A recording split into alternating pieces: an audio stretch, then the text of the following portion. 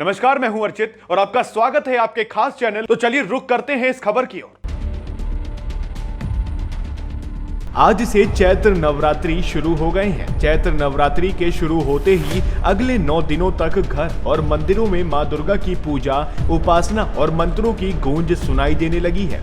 हिंदू पंचांग के अनुसार चैत्र माह के शुक्ल पक्ष की प्रतिपदा तिथि से चैत्र नवरात्रि शुरू हो जाती है। नवरात्रि का पर्व मां दुर्गा की आराधना और फल पाने का सबसे बढ़िया दिन होता है। चैत्र नवरात्रि के शुरू होते ही हिंदू नववर्ष विक्रम संवत 2080 भी शुरू हो जाएगा। इसी के साथ पूरे महाराष्ट्र में गुड़ी पड़वा का त्योहार भी धूमधाम के साथ मनाया जाएगा। नवरात्रि के पहले दिन कलश स्थापना करते हुए मां दुर्गा के पहले स्वरूप मां शैलपुत्री की उपासना की जाती है।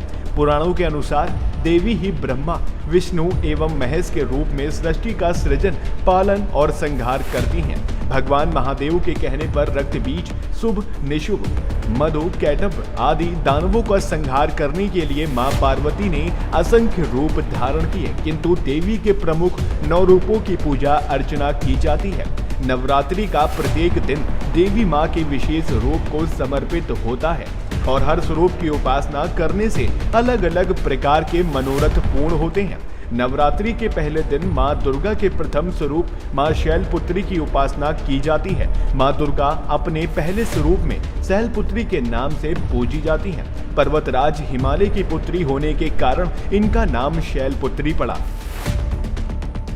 अपने पूर्व जन्म में ये प्रजापति दक्ष की कन्या के रूप में उत्पन्न हुई थी, तब इनका नाम सती था। इनका विवाह भगवान शंकर जी से हुआ था। एक बार प्रजापति दक्ष ने बहुत बड़ा यज्ञ किया, जिसमें उन्होंने सारे देवताओं को अपना अपना यज्ञ भाग प्राप्त करने के लिए निमंत्रित किया, किंतु शंकर जी को उन्होंने इस यज्ञ में आमंत्रित नहीं किया।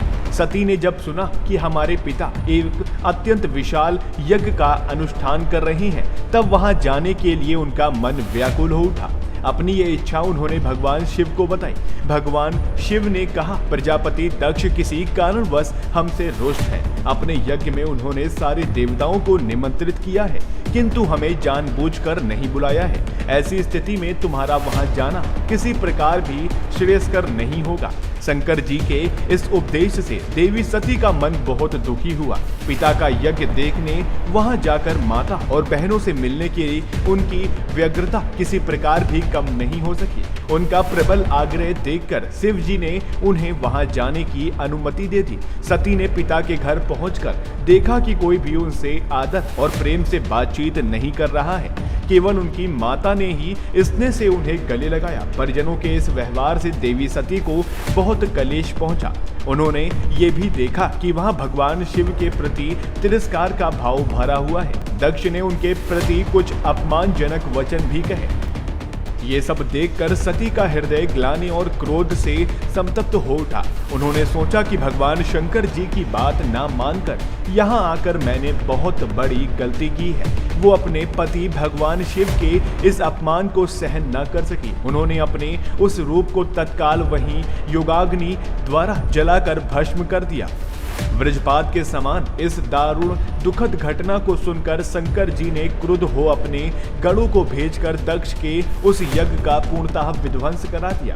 सती ने योगाग्नि द्वारा अपने शरीर को भस्म कर अगले जन्म में शैलराज हिमालय की पुत्री के रूप में जन्म लिया। इस बार वे शैलपुत्री नाम से विख्यात हुई। पार्वती हेमवती भी उन्हीं के नाम है। इस जन्म में भी शैलपुत्री देवी का विवाह भी शंकर जी से हुआ। मां शैलपुत्री देवी पार्वती का ही स्वरूप है, जो सहज भाव से पूजन करने से शीघ्र प्रसन्न हो जाती हैं और भक्तों को मनोवांछित फल प्रदान करती हैं। मन विचलित हो और आत्मबल में कमी हो तो मां शैलपुत्री की आराधना करने से लाभ मिलता है। मां शैलपुत्री का स्तवन मंत्र आपको स्क्रीन पर देखने को मिल जाएगा।